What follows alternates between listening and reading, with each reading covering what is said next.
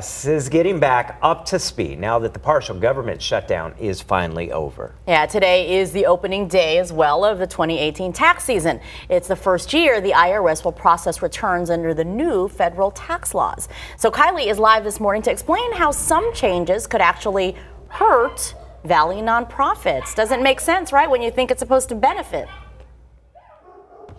Yeah, like it or not, guys, tax season, it is officially here. And so as you're filing your taxes this year, you may have noticed some changes as you're looking into everything. The big thing, obviously, is the standard deduction for married couples going from about $12,700 to $24,000, so almost doubling. So what does that mean? It means that less people will be itemizing their taxes, and that means that potentially they don't have that incentive there to donate like they had in years past. So we're here at AAWL. We want to bring in Michael. We woke up the dogs very early. It's always funny because they're really quiet, and then right when the camera goes, they start to chatter a little bit. We're going to get them breakfast soon, right? Yes, exactly. They're all going to get breakfast soon, so we just amped them up a little early. Talk a little bit about how the tax changes are impacting you guys specifically.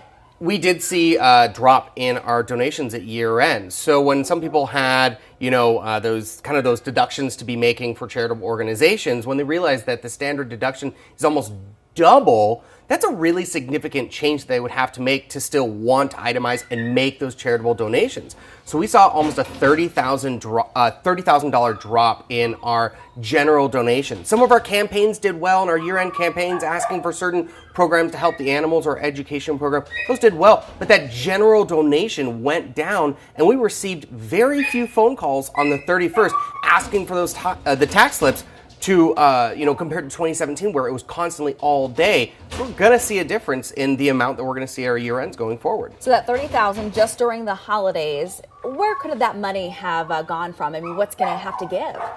That's always the hardest part, trying to find the way to make the budget work for us, because that $30,000 could have been an extra counselor that does our anti-bullying program for Title I schools, a driver that drives 3 to 4 hours each way to work in our rural rescue program with our partners, a vet tech that works in our infirmary. We don't want to lose those services. We've accessed so much into our community and access so much of how we can help other people. We don't want to lose those services. So what we're going to have to do is find new ways to make up that loss, because $30,000 is a significant amount of money when you're already running on a tight budget, because we don't receive federal money. We receive some grants, but really the support for AAWL comes from our community and those individual donations.